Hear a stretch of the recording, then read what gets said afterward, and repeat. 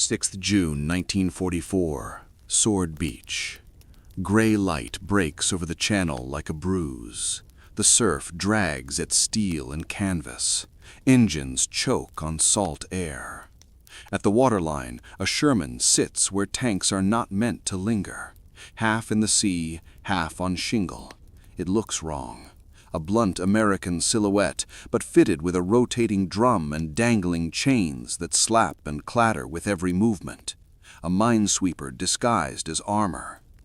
Nearby, a jeep is hauled out of the water, ropes taut, men braced, boots sinking in wet sand. In the shallows, a small group of German prisoners watches from only a few yards away, close enough to see the crude violence of those chains, close enough to understand that this beach is not being taken by bravery alone. Every day, we tell real stories from World War II. By subscribing to the channel and clicking the bell button, you help preserve these stories for future generations.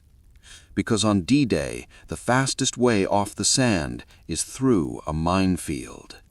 And the next minutes will decide whether an army moves or stalls and bleeds. By the early hours of 6th June 1944, the war in Europe had reached a dangerous equilibrium. Nazi Germany still occupied most of Western Europe. The Eastern Front consumed men and machines at an industrial scale, but it could not, on its own, end the war. The Western Allies needed a foothold on the continent. Not a raid, not a probe, an invasion that would stay. Operation Overlord was the answer. Its opening phase, Operation Neptune, required landing 5 assault divisions across the Normandy coast in a single morning. The British and Canadians would land on the eastern flank at Sword Beach with a clear political and military objective: push inland quickly and threaten Caen, a road and rail hub whose control would shape the entire Normandy campaign. But before any advance inland could begin, the beaches themselves had to be survived. German coastal defenses were built around a simple truth: men arriving by sea are most vulnerable before they can move. Along Sword Beach, this vulnerability was multiplied by extensive minefields, anti-tank obstacles, steel hedgehogs, wooden stakes, and buried explosives designed to funnel vehicles into kill zones. Mines were not placed randomly. They were layered, marked only on German maps, and often covered by small arms fire or artillery observers. For the attackers, this created a lethal bottleneck. Infantry could crawl, probe, and sacrifice time. Tanks could not. A single disabled vehicle could block an exit. A single uncleared lane could turn the beach into a graveyard. The British Army understood this problem painfully well. Earlier landings in the Mediterranean had shown that courage alone did not clear mines. Engineers working under fire suffered catastrophic losses. Time spent stationary on a beach invited artillery and counterattack. So, before Normandy, the British did something unusual. Instead of asking men to adapt to the battlefield, they adapted machines to the problem. Under Major General Percy Hobart, the 79th Armored Division was created as a laboratory of necessity. Its tanks were not meant to duel enemy armor. They were meant to do work, bridging ditches, breaking concrete, clearing paths where no path existed. Among them was a machine that looked absurd even to friendly troops. A Sherman tank fitted with a rotating flail, chains whipping the ground ahead of it. On D-Day, that machine would be asked to solve Sword Beach's deadliest equation: move forward or die in place. Sword Beach lay on the eastern edge of the Allied landing zone, a broad stretch of sand backed by dunes, seawalls, and the low Norman countryside. On paper, it appeared manageable. In reality, it was narrow, exposed, and threaded with mines placed to stop armor before it could ever reach solid ground. The Germans did not need to destroy every tank. They only needed to halt movement long enough for fire to do the rest. Responsibility for breaching this barrier fell to British I Corps, supported by specialist armor from 79th Armored Division. Among these units were the Sherman Crab flail tanks, operated by regiments such as the 22nd Dragoons under 30th Armored Brigade, Crab. Their mission was brutally simple: land with the first waves, enter the minefields, and clear lanes wide enough for infantry and vehicles to pass.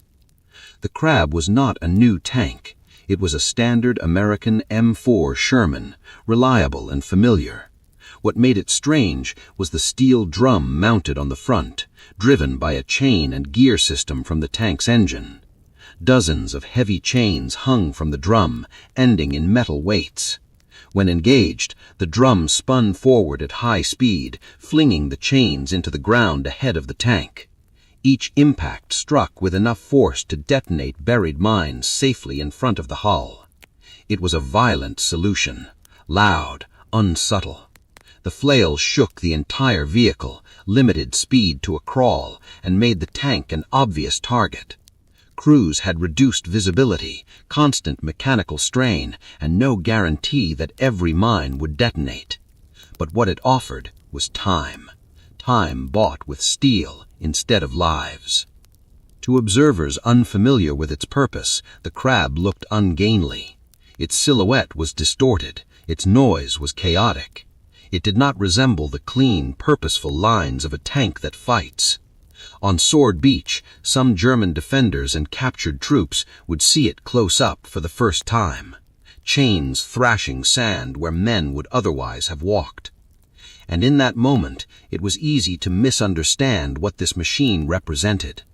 Because the Crab was not built to impress, it was built to make the beach survivable.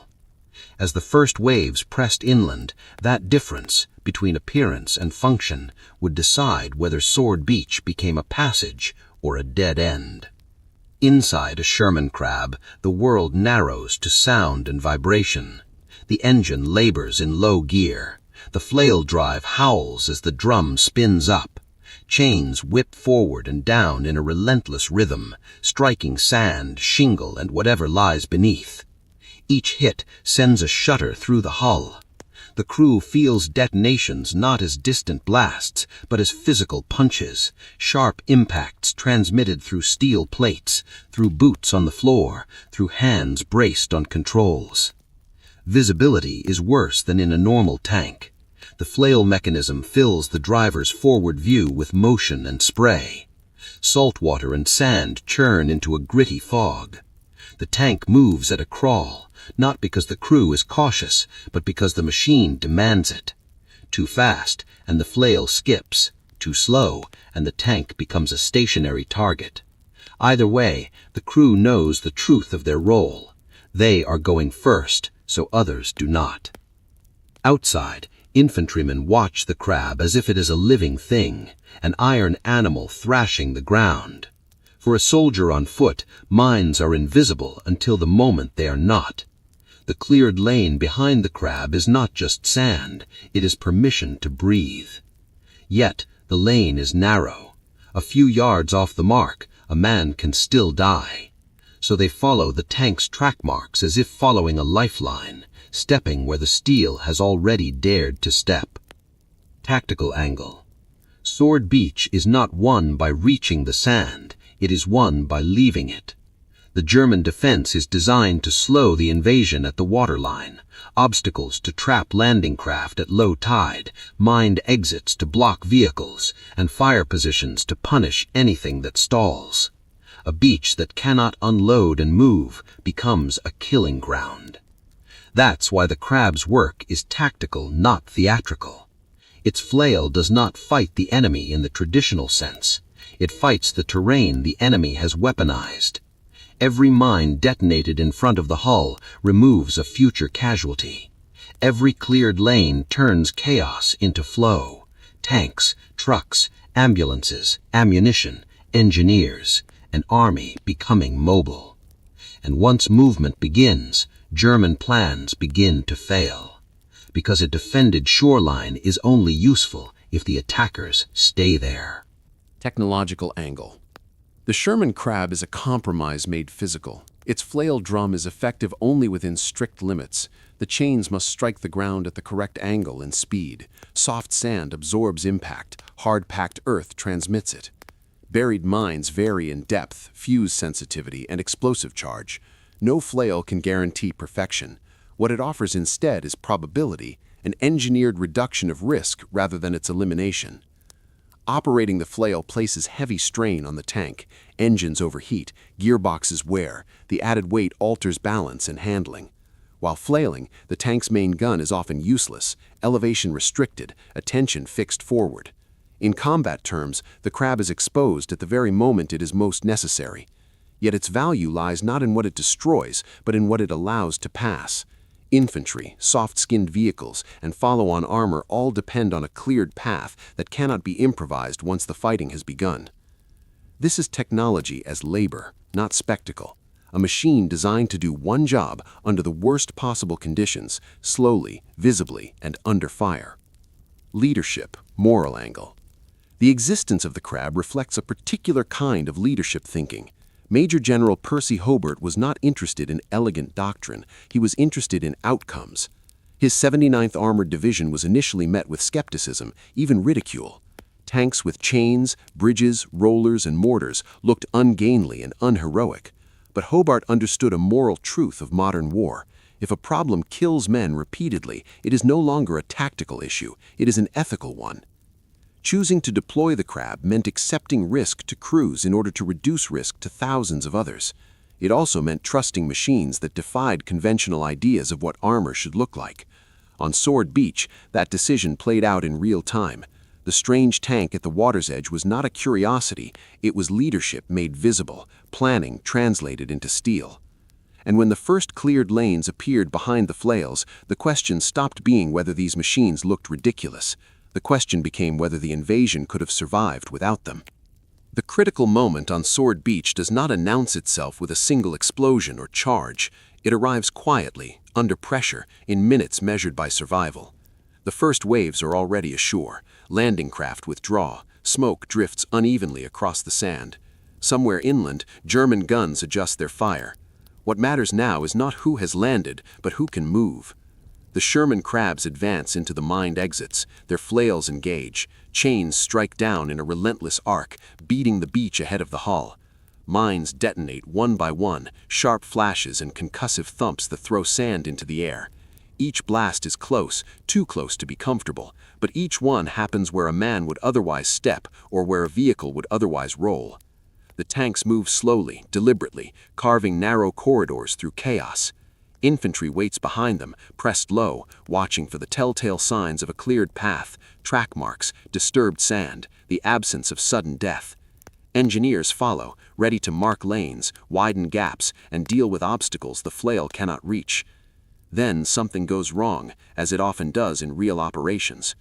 One crab is disabled near the waterline. Mechanical failure or mine damage, records do not always preserve the exact cause. What matters is the effect.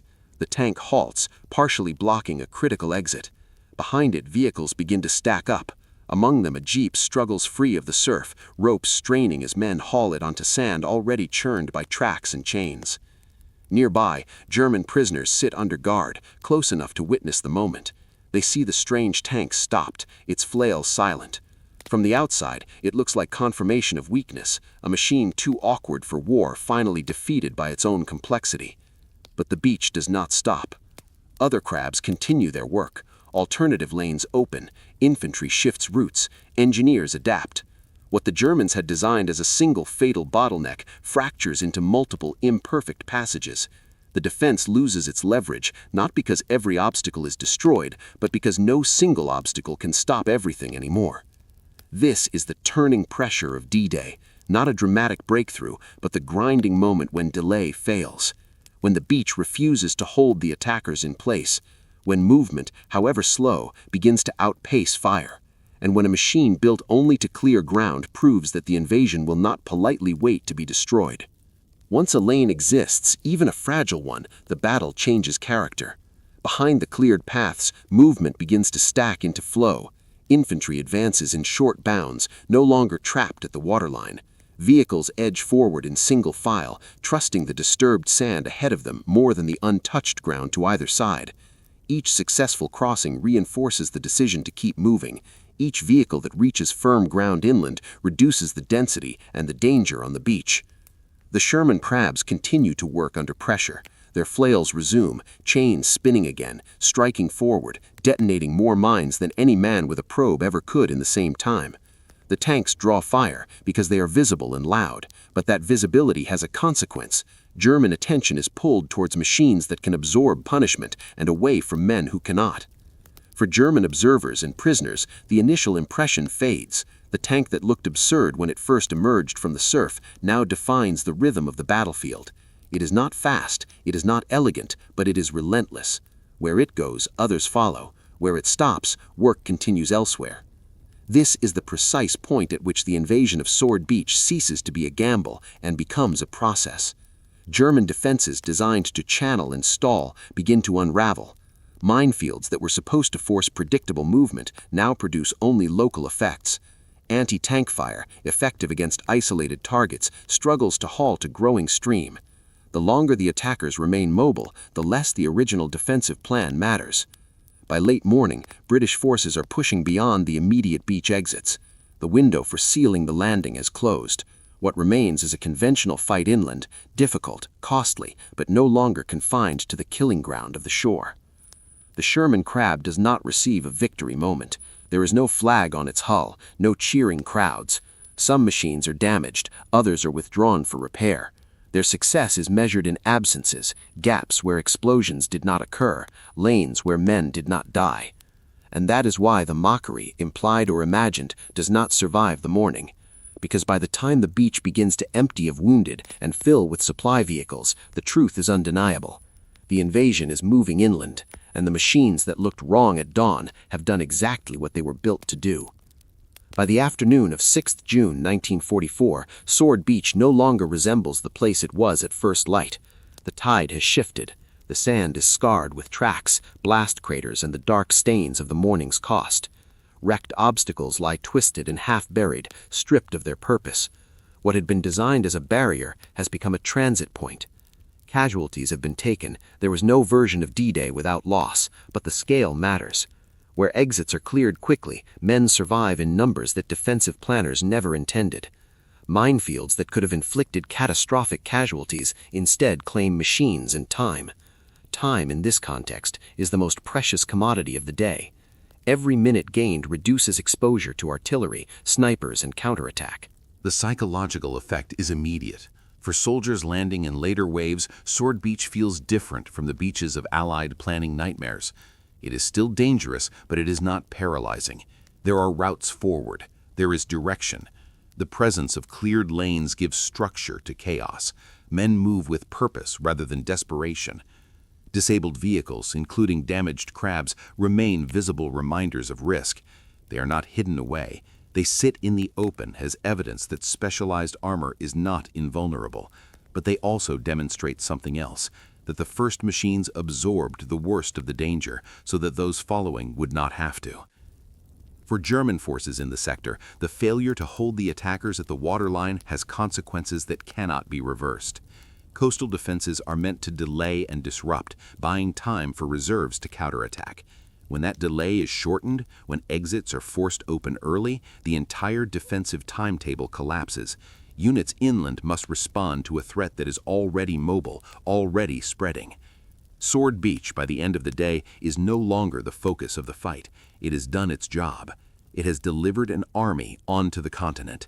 And the strange tanks with chains, once easy to underestimate, have become part of the reason that delivery succeeded.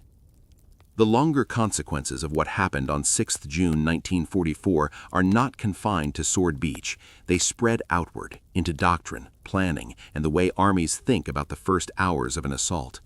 The specialist armor associated with 79th Armored Division, the Funnies, was never intended as a novelty. It was a philosophy. Remove predictable causes of mass casualties by mechanizing the most dangerous tasks. Mine clearing, obstacle breaching, and assault engineering were historically paid for in infantry blood. Hobart's machines shifted part of that cost onto steel, fuel, and maintenance.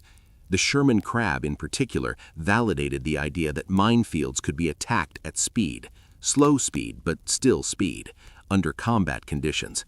It did not make mines harmless. It did not eliminate risk. It did something more realistic. It made progress possible when planners could not afford stagnation. Accounts and unit records emphasize the operational need for cleared lanes during amphibious assaults. Exact mine counts and exact detonations per vehicle vary and are not always consistently documented. Where the numbers are uncertain, the broader outcome is not. Lanes existed, movement followed, and the beachhead became sustainable. There was also a cultural aftermath. The war rewarded certain images: tanks dueling tanks, infantry charging, aircraft roaring overhead. Mine clearing did not fit those narratives. It was dirty, slow, and mechanical. But D-Day demonstrated that modern victory often depends on the unglamorous work no one wants to watch up close. Even the documented images from Sword, German prisoners near a disabled crab, a jeep dragged from the sea, carry that quiet truth.